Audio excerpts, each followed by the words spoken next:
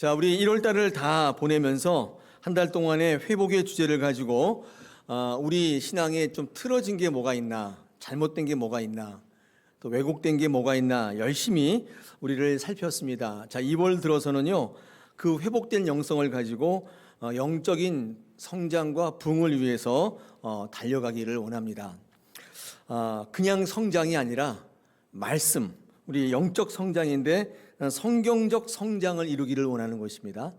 하나님께서 우리와 함께 하실 때 성장은 어떤 상황 속에서만 일어나는 게 아니라 성장이 일어나지 않을 때란 없는 것입니다. 하나님이 함께 하시면 어떤 상황 속에서도 성장이 일어나는 줄로 믿습니다. 우리 성경에 나타나 있는 많은 인물 가운데에 특히 고난과 환난 가운데에서도 성장을 멈추지 않았던, 진정한 성장을 이루었던 그런 사람들이 누가 있을까? 한번 이렇게 고민해 보면 얼마 가지 않아서, 고민하지 않아서 바로 한 분이 떠오르는데 그게 바로 예수님입니다. 예수님은 영적 성장과 부흥의 가장 대표적 인물이시죠. 여러분, 성경에서 예수님의 영적 성장과 부흥을 뭐라고 말씀하시는가? 누가복음 2장 40절에서 이렇게 말씀합니다. 아기가 자라며 강하여지고 지혜가 충만하며 하나님의 은혜가 그 위에 있더라. 예수님의 어린 시절인데 예수님께서 계속 자라나시면서 성장과 성장을 거듭하시고 부흥과 부흥을 거듭하시는데 예수님의 성장과 부흥을 어떻게 말씀하시는가? 예수님이 자라면서 강해지고 그 다음에 지혜가 충만해서 하나님의 은혜가 그 위에 늘 있더라. 그 두 가지죠. 예수님의 영적 성장과 이 부흥은 두 가지인데 첫째가 육체적 성장이 있습니다. 이 육체적 성장이라는 건 뭐냐면 오늘 그 말씀처럼 계속 자라며 강해지는 것입니다. 인간의 발달 단계에 따라서 성장하는 거예요. 우리 육신이 커지는 거예요. 자꾸 이렇게 자라나는 것입니다. 작으면 안 돼요. 그대로 있으면 안 된다고요. 그러니까 아장아장 걷던 아기가 어느새 180이 훌쩍 넘는 청년이 되는 것입니다. 자라나는 것이죠. 커지는 것입니다. 시간이 지났는데 안 자라나면 걱정이 되죠. 그런데 어쨌든 우리의 육신도 계속 성장이 되어야 돼요. 키도 커지고 몸도 커지고 또 발달 단계에 따라서 자꾸 몸이 이제 커지는 거죠. 그런데 이런 육체적 성장으로만 멈추면 우리가 과연 진정한 영적 성장이라고 할 수 있겠는가? 진정한 성장과 부흥이라고 할 수 있겠는가? 그렇지 않습니다. 우리의 영적인 성장이 같이 가야 되는 것인데 우리 육체적인 성장도 매우 중요하지만 진정한 성장이라고 말할 때 이 영적 성장이 같이 가지 않으면 안 되는 것입니다. 성경을 보면 우리 육체적인 발육만 가지고 진정한 성경이라고 말씀하지 않죠. 아까 예수님의 본문도 마찬가지로 자라나면서 강해지기만 했다고 얘기하는 게 아니라 영적 성장이 있었는데 어떻게 해요? 네, 지혜가 충만하고 하나님의 은혜가 그 위에 있는 영적인 성장이 이루어지고 있다고 말씀하고 있는 것입니다. 그럴 때 진정한 성장이라고 얘기할 수 있죠. 우리 아이들이 처음에 이렇게 어렸을 때 보면요, 자기 입밖에 모르잖아요. 있는 거 다 자기가 먹잖아요. 안 주지 않습니까? 그런데 어느 순간이 되면 엄마 아빠한테 줘요. 고생하는 엄마 아빠 주겠다고 먹고 싶은 거 꾹꾹 참으면서 다 이렇게 싸가지고 자기만의 아는 비밀 장소에 딱 넣어놨다가 엄마 아빠 퇴근해서 오면 그거 딱 끄집어내서 딱 주잖아요. 엄마 먹어. 딱 주잖아요. 그때 부모님이 어떻게 생각해요? 아유, 우리 애 많이 컸구나. 많이 성장했구나. 이렇게 생각을 하지 않습니까? 그렇죠. 분명히 그 아이는 그냥 조그만 아이에 불과한데 성장을 한 건데 육체가 커진 건 아닌데 그의 그릇이 커진 거죠. 예전에는 자기밖에는 들어갈 자리가 없었는데 이제 커지니까 성장이 되니까 부모님을 담을 수 있게 된 거예요. 부모님도 같이 들어와 있는 거예요. 그때 우리 부모님들의 기쁨이 크죠. 야, 우리 애가 크고 있구나. 몸이 잔뜩 컸는데 생각이 이렇게 크질 않아요. 180, 키는 180 되고 몸은 막 거구 같은데 오로지 자기밖에 몰라요. 그럼 부모님의 걱정이 좀 있어요. 어찌 저 아이가 자기밖에 모를까? 그때 아무리 키가 크더라도 성장했다고 생각하지 않죠. 이 마음이 그릇이 커지고 다른 사람을 받아들일 만큼 이 영적인, 정서적인, 정신적인 성장이 같이 가야 많은 분들이 진짜 성장이라고 얘기하죠. 하나님도 우리를 보실 때 그러지 않으시겠습니까? 인생의 나이는 50, 60 넘어가는데 자기밖에 몰라요. 편한 것밖에 몰라요. 하나님의 걱정이 좀 있으실 것 같아요. 아니, 인간의 횟수가 저렇게 많이 됐는데 어떻게 너는 너밖에 모르냐. 하나님의 걱정이 심히 커지죠. 그때 하나님이 그 인생을 얘기해서 성장했구나 이렇게 생각하시겠어요? 그 인생을 향해서 진정한 성장과 부흥이 있다고 선언하시겠습니까? 똑같은 것 같아요.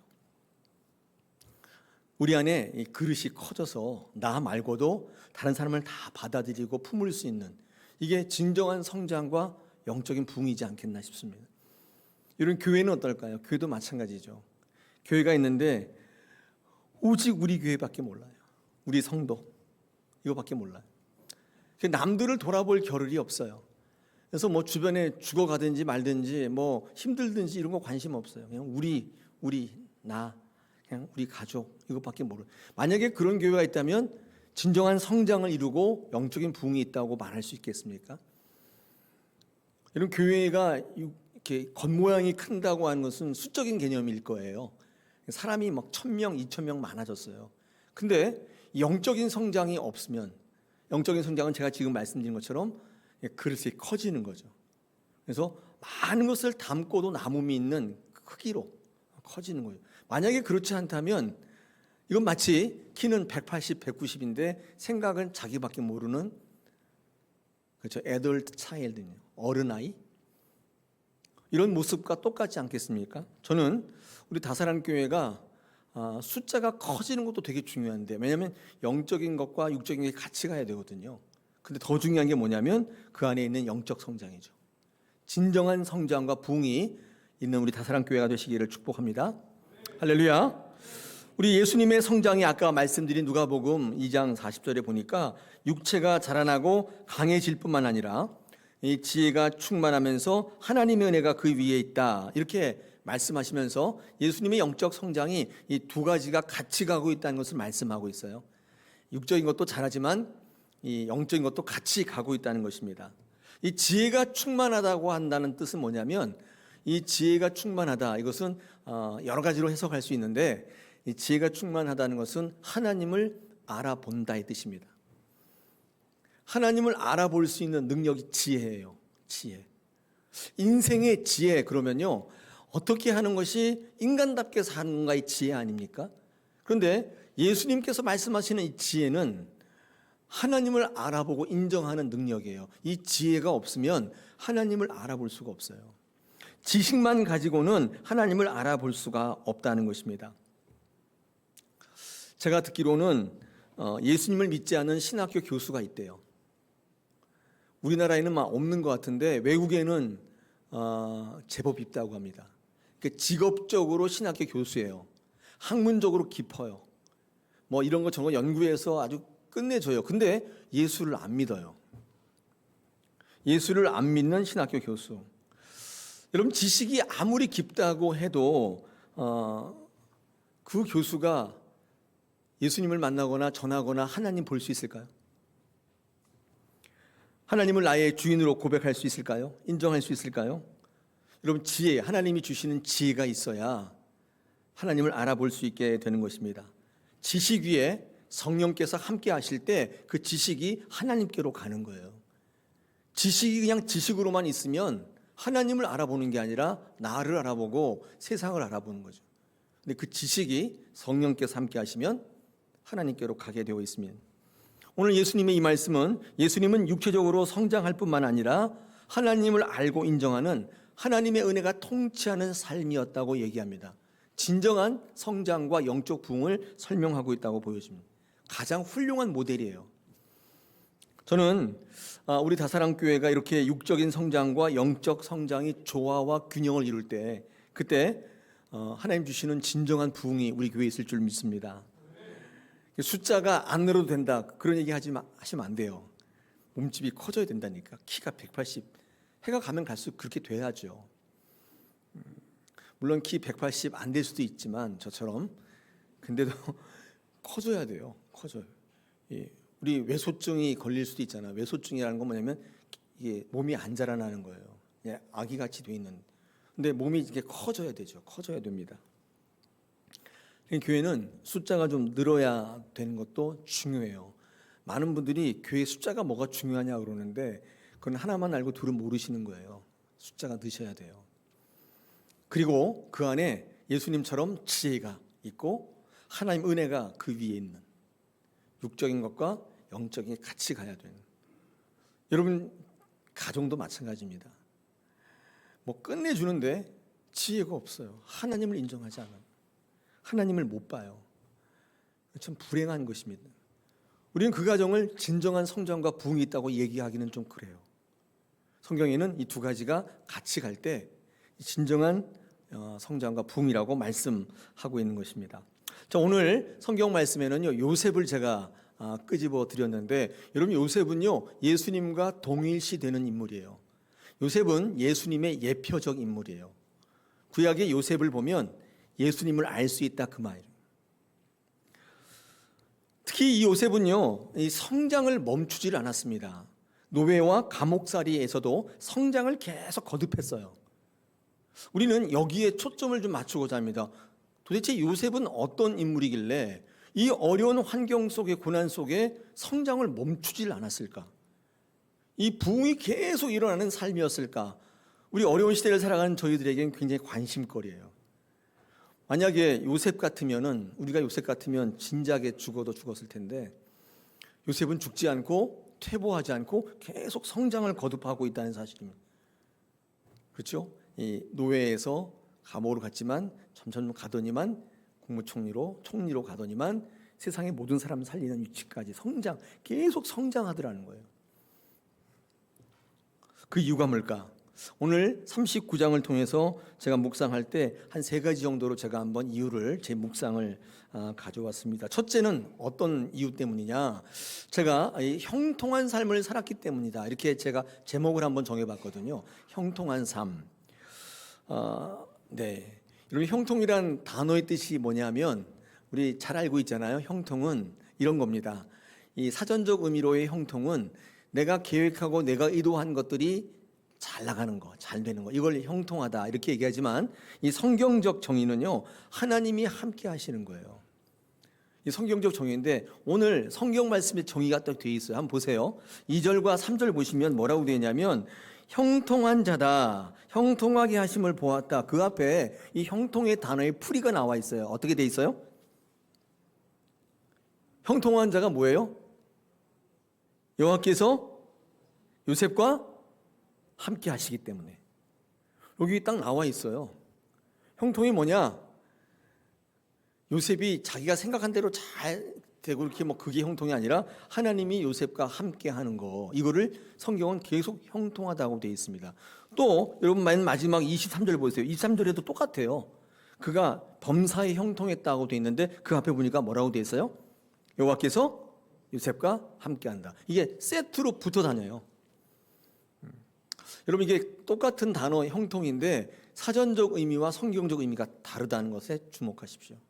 성경은 여러분이 마음대로 여러분 계획대로 잘 되고 돈 벌고 이런 걸 형통이라고 얘기하지 않고 아무리 노예지만 아무리 감옥에 있지만 하나님과 함께 가는 그 인생을 형통이라고 이야기하고 있는 것이면 저는 이 말씀 많이 묵상해서 알고 있는데 처음에 알을 때 깜짝 놀랐어요. 전 예수 믿으면요 제 마음대로 잘 되는 줄 알았어요.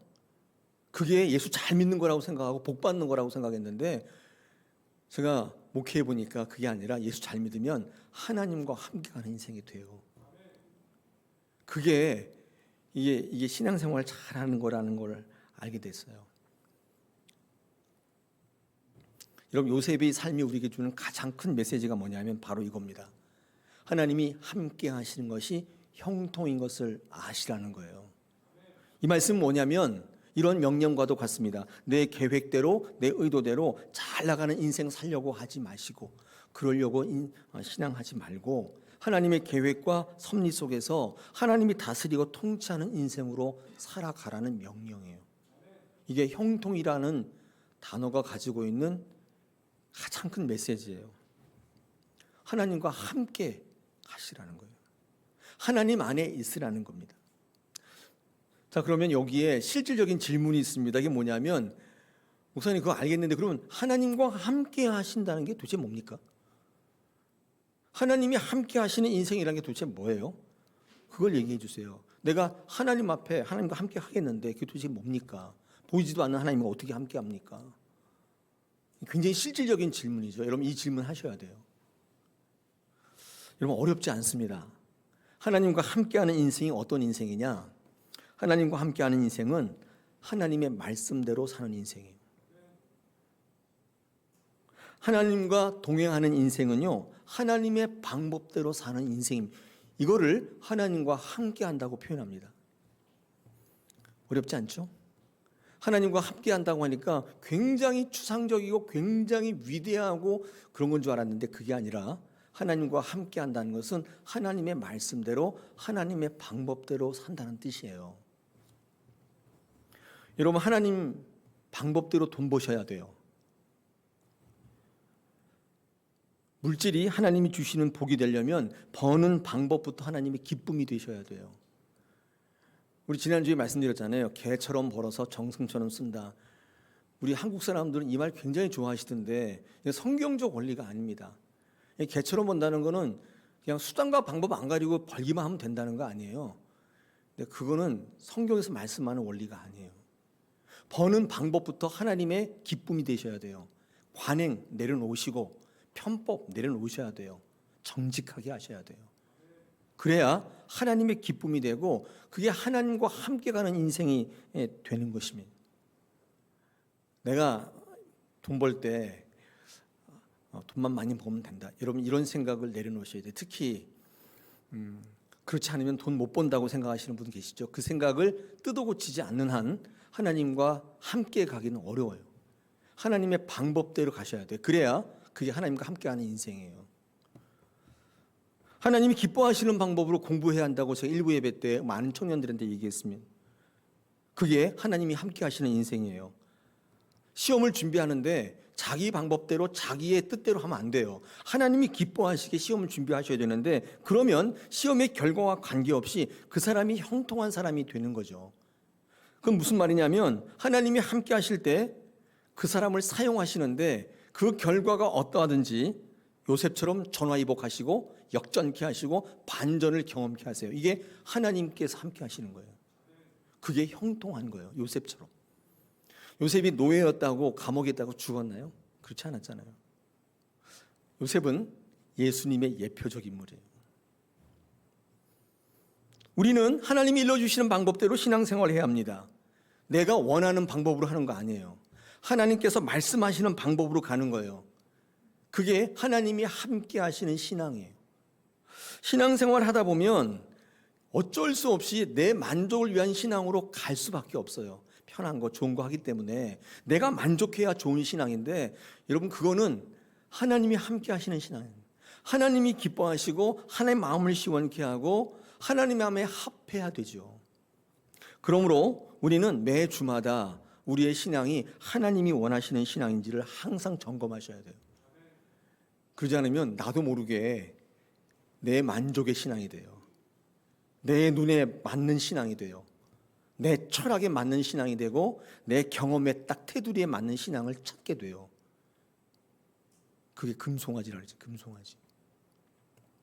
그러므로 하나님을 믿는다는 것은 하나님의 방법을 믿는 것이며 하나님의 때를 믿는 것이며 그럴 때 요셉처럼 궁극적으로 진정한 영적 성장과 부흥을 이루는 인생이 된다는 것입니다.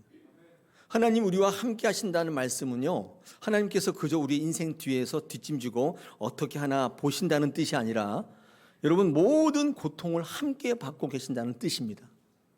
하나님 우리와 함께 하신다는 것은 우리가 막 어려움 당하고 힘들 때 저 뒤에서 어떻게 하나 지켜보시는 게 아니라 그 어려움을 같이 당하고 계신다는 뜻입니다. 하나님 우리와 함께 하신다는 진정한 성경적 뜻이에요. 여러분이 아파하실 때 하나님도 아파하세요. 하나님도 고통스러워 하신다고요. 여러분 고통당할 때 하나님은 뒤에서 그냥 지켜만 보시는 분이 아니라 같이 고통당하신다는 거예요. 여러분 그러므로 하나님이 함께 하시는 것이 궁극적으로 우리가 버티는 힘이 되는 것입니다. 진정한 위로는 그래서 하나님이 언제나 나와 함께 하신다는 확신에서 오는 거예요. 그래서 말씀이 가장 강력한 위로가 되는 것입니다. 말씀이 없으면 끝까지 버틸 수가 없어요. 하나님은 말씀으로 현현하고 계시기 때문에 그렇습니다. 말씀이 없는 인생은 버틸 수가 없어요. 위로가 없어요. 매일 사람이나 찾아다니는 거예요. 말씀이 있으면 하나님께서 거기서 위로를 주시고 끝까지 달려갈 힘을 주시는 것입니다. 여러분 함께 고통받는 사람이 있습니까? 여러분 고통당할 때 누가 함께 고통당하십니까? 제가 목회해 보니까 어렵습니다. 인생은 궁극적으로 나 혼자 짊어지고 가는 거예요. 근데 우리 크리스찬들에게는 놀라운 사실이 하나 있는데 그게 하나님이 내 짐을 대신 져주시는 거예요. 여러분 그 하나님을 놓지 마십시오. 아무리 삶이 어려워도 요셉처럼 노예지만 감옥에 있다 할지라도 절대 하나님을 놓으시면 안 돼요. 그럼 매우 외로운 인생 됩니다. 혼자는 절대로 갈 수 없습니다. 그러므로 이 영적인 성장을 이루기 위해서 우리가 해야 될 일은 뭐냐면 낙심하지 말고 아무리 비극적인 인생을 산다 할지라도 낙심하지 말고 장차 우리에게 이루실 하나님을 바라보며 그 하나님과 함께 가는 것입니다. 다시 말해서 형통한 삶을 사는 것입니다. 그럴 때 진정한 성장이 일어나기 시작해요. 아까 제가 설교 초기 때 말씀드렸죠. 성장이 일어날 만한 때가 없어요. 어려움도 고난도 어떤 비극적인 삶에도 성장이 일어난다고요. 단 하나님과 함께 가는 형통한 삶을 살면 성장할 만한 때라는 없는 것이면 구원받을 만한 때라는 없는 거예요. 우리 다사랑교회가 올 한 해 하나님과 함께 계심으로 성장하시길 축복합니다. 머물러 계지 마십시오. 퇴보하시면 안 돼요. 계속 달려나가시는 것입니다. 환난과 역경 속에서도 세상을 이기신 주님을 바라보십시오. 요한복음 16장 33절에서 이것을 너희에게 이르는 것은 너희로 내 안에서 평안을 누리게 하려 함이라. 세상에서는 너희가 환난을 당하나 담대하라. 내가 세상을 이겼노라. 로마서 8장 37절에서 그러나 이 모든 일에 우리를 사랑하시는 이로 말미암아 우리가 그냥 이긴 게 아니라 넉넉히 이긴다. 할렐루야. 그러므로 우리 성도는요, 상황을 이기는 싸움을 벌일 게 아니라 하나님과 함께 가는 싸움을 벌이셔야 돼요. 사단이 하나님과 함께 가지 못하도록 자꾸 수를 쓰고 있잖아요. 하나님 우리를 띄워놓으려고 자꾸 하잖아요. 이 싸움을 벌이셔야 돼요. 어떻게 하든지 하나님을 놓지 않는 싸움을 이어가셔야 됩니다. 그래야 성장이 있고 부흥이 있기 때문에 그렇습니다. 할렐루야. 요셉의 삶 가운데 발견되는 지속적인 성장을 이뤘던 두 번째 비결이 있습니다. 그게 뭐냐면 하나님을 두려워하는 삶을 살았다는 것입니다. 오늘 성경 읽어보시면 7절 이하에 보면 이 요셉에게 보디발의 아내가 와서 요셉을 유혹을 합니다. 그렇죠? 나랑 동침하자 막 그러면서 유혹을 해요. 그때 이 보디발의 아내가 유혹할 때 이 요셉은 그 유혹을 거절합니다. 이거 대단한 것 같아요. 요셉이 잘생겼다고 돼 있잖아요. 용모가 빼어나다고 돼 있는데 어쨌든 그 유혹을 이겨내요. 거절합니다. 여러분 근데 이 유혹을 이길 힘이요, 이 보디발이 무서워서가 아니라 여러분 9절 한번 보십시오. 이 집에는 나보다 큰 이가 없으며 주인이 아무도 내게 금하지 아니하였어도 금한 것은 당신뿐이니 당신은 그의 아내임이라. 그런즉 내가 어찌 이 큰 악을 행하여 하나님께 죄를 지으리까. 요셉은 그 민감한 현실의 현장이죠. 이 돈을 버냐 손해를 보냐, 내가 지금 승진을 하느냐 마느냐, 이런 민감한 현장이죠. 여기서 하나님을 기억해내는 사람입니다. 사실은 이런 상황에서 보디발이 요셉은 이렇게 얘기했었어야 되죠. 나를 거둬주고 나를 가정 총무시켜주고 편하게 해주고 그나마 나를 인정해 주신 보디발에게 내가 어떻게 배은망덕하게 그렇게 합니까? 이렇게 말한 게 아니에요.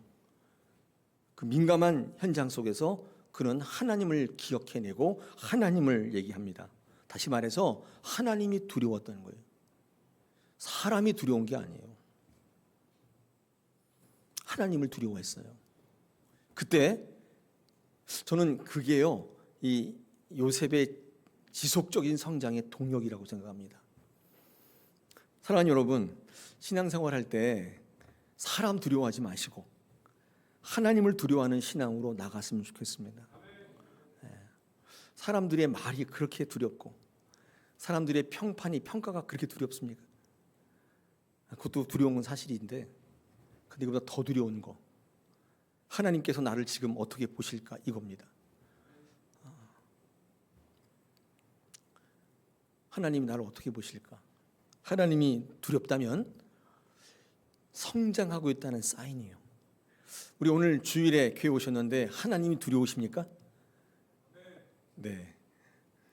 우리 박조 지사님만 아멘 하시고, 두렵게 뭘 두려워? 하나님은 사랑의 하나님이신데, 이렇게 생각하십니까? 오늘 그 하나님이 여러분 가운데 두려우신 분이어야 돼요.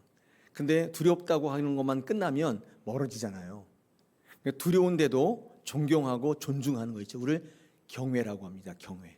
하나님은 경외하시는 분, 하나님을 경외하셔야 돼요. 두렵다고 멀어지고 떨어지는 게 아니라 더 가까이. 마치 우리 아버지 같잖아요. 아버지 참 두려운데 그래서 막 회초리를 때리시는데 밤에 잘 때 보면 안티프라민을 쫙 발라주잖아요. 그 아버지 생각나세요? 네.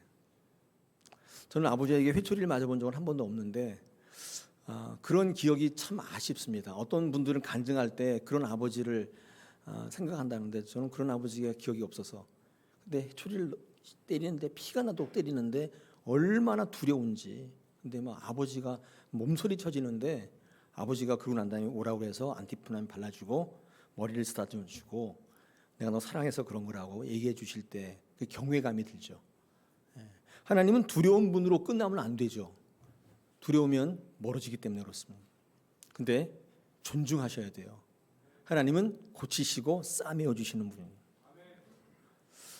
요셉이 어려운 가운데도 지속적인 성장을 계속 이어갈 수 있었던 것은 하나님을 경외하는 사람이었기 때문입니다. 자, 마지막 세 번째 요셉의 삶 속에서 끊임없이 성장할 수 있었던 비결 세 번째가 있는데 그것은 성실한 삶을 살았기 때문이라고 저는 묵상했습니다. 오늘 22절, 23절 제가 한번 읽어보겠습니다. 간수장이 옥중 제수를 다 요셉의 손에 맡김으로 그 제반 사물을 요셉이 처리하고 간수장은 그의 손에 맡긴 것을 무엇이든지 살펴보지 아니하였으니 이는 여호와께서 요셉과 함께하심이라 여호와께서 그를 범사에 형통하게 하셨더라. 감옥에 갔는데 간수장이 다 맡겨요. 요셉에게 다 맡겨요. 그리고 간섭을 안 했대요. 여러분, 그 감옥이라는 교정 업무라는 게 굉장히 중요하잖아요. 그리고 왕의 죄수를 다루는 그 가둬놓는 감옥인데 어떻게 일개 노예의 요셉의 손에 다 맡기고 간섭을 안 합니까? 왜 간수장이 요셉에게 이 중요한 일을 맡기고도 간섭을 하지 않았을까요? 왜 그랬을까요? 물론 실력이 있었기 때문이겠죠. 여러분, 실력이 없다고 하면 안 되죠. 실력이 있기 때문에 맡긴 거죠. 근데 뭐 아무것도 몰라요. 그럼 어떻게 맡겨요? 실력이 있기 때문에 맡기는 건데, 그런데 제가 이렇게 일을 맡기고 사람을 세우는 목회를 하다 보니까 여러분 실력만으로는 맡길 수가 없어요. 제가 어떤 책을 보니까 이런 게 있습니다. 실력과 무능이 만나면 당연히 실력을 선택하죠. 실력을 뽑습니다. 근데 그런 경우는 흔치 많지 않고 우리가 경쟁한다는 건 뭐냐면 실력과 실력이 만나는 거예요. 실력과 무능 만나면 당연히 실력을 뽑죠. 근데 실력과 실력 비슷해요. 그러면 뭘 보고 뽑냐면 더 나은 실력을 뽑는 게 아니라 성실과 정직을 보는 거예요.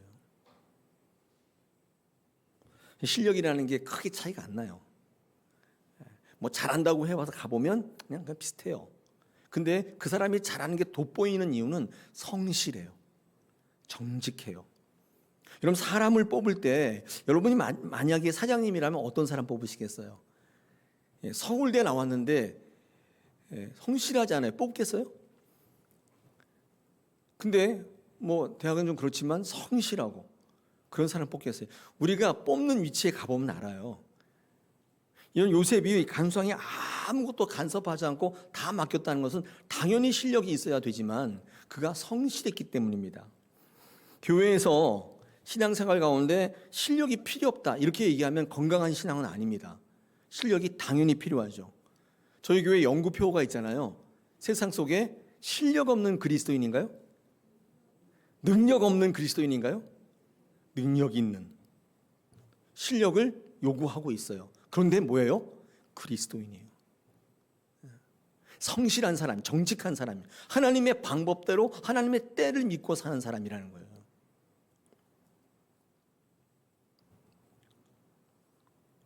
세상 속에 능력 있는 그리스도인 되시길 축복합니다. 할렐루야. 제가 이렇게 성실이란 말을 썼는데 여러분 이 성경에도 성실, 주의 인자와 성실 이런 말이 많이 나오거든요. 인애 이런 말이 많이 나오는데 뭐 단어에 약간의 차이가 있지만 이 한마디로 다 이렇게 묶어본다면 이게 헤세드라는 단어입니다. 인애. 주의 성실과 인자심이 크도소이다. 뭐 이렇게 시편에 많이 나오는데 이걸 한마디로 묶어보면 이게 헤세드라는 말인데 여러분 헤세드라는 말을 이렇게 성경에 사실 찾아보면 궁극적으로 믿음이에요. 신뢰예요. 신뢰. 그러니까 이렇게 해석해 볼 수 있는데 요셉이 그 감옥 속에서 성실했던 이유는 뭐냐? 궁극적으로 믿음이 있었기 때문이라는 거예요. 어떤 믿음이냐면 요셉은 환경 속에서도 하나님이 나와 함께 하심을 믿었기 때문에 그 어려운 환경 속에서도 하나님이 나와 함께 하심을 있었기 때문에 성실할 수 있었다는 거예요. 정직할 수 있었다는 거예요. 하나님이 나와 어떤 환경 속에서 함께 있다는 것을 믿지 못하면 절대로 성실할 수 없어요. 정직할 수 없어요. 그는 항상 꼼수를 써요. 항상 편법을 쓴다고요. 하나님이 나와 함께 계심을 믿으면 꼼수를 쓸 필요가 없어요. 당당한 거예요. 성실한 거예요. 감옥 속에서도 성실한 거예요. 왜요? 하나님이 나와 함께 하심을 믿기 때문이에요. 이걸 못 믿으면 자기의 방법을 자꾸 찾아야 돼요. 요셉은 성실한 사람이었습니다. 여러분 이것이 그가 계속적으로 성장하며 부흥을 누릴 수 있었던 세 번째 비결입니다. 사랑하는 여러분, 우리는 지금 성장해야 됩니다. 머물러 있을 수가 없어요. 우리 신앙에 머무는 것은 퇴보입니다. 머무는 게 없어요. 계속 가야 돼요. 이 어려운 시기에, 이 어려움 속에서도 성장을 멈추면 안 되는 것입니다. 계속 성장할 수 있는 비결, 오늘 요셉이 말씀하고 있습니다. 형통한 삶을 살아라. 내 계획, 내 의지, 내 주장을 가지고 이게 잘 되는 게 형통이라고 믿지 마시고 하나님과 늘 동행하시고 하나님 안에 있은 그때 여러분의 삶은 끝내주게 도약을 하게 된다는 거예요. 두 번째로는 사람 두려워하지 마시고 사람 말 이렇게 신경 쓰지 마시고 그들의 평가에 너무 이렇게 하지 마시고 물론 신경은 쓰이지만 너무 그렇게 하지 마시고 하나님을 두려워하는 신앙으로 전환해 보십시오. 지금 이 시간 하나님 나를 뭐라고 평가하실까? 도약이 일어난다는 거예요. 성장이, 부흥이 일어난다는 거예요. 마지막 세 번째 정리하면 성실한 삶을 사셔야 되는 이때 성실은요 부지런함이 아니에요. 이 말하는 성실, 이 성경이 말하는 성실은 하나님을 향한 신뢰이며 믿음이에요. 이게 성장과 도약의 가장 중요한 동력이에요. 이 세 가지 오늘 한번 꼭 마음팍에 못을 치시고 딱 거세요. 살아갈 때 한번 생각나면 그렇게 한번 그쪽으로 한번 방향을 틀어보세요. 여러분 삶에 어떤 일이 벌어지는지, 역전이 일어나는지, 반전이 일어나는지, 전화위복이 있는지 오늘 이 말씀으로 우리의 다사랑교회가 모든 성도들이 2023년도 많은 사람들의 예상을 깨고 계속적인 성장과 부흥이 있는 귀한 교회 되시기를 축복합니다.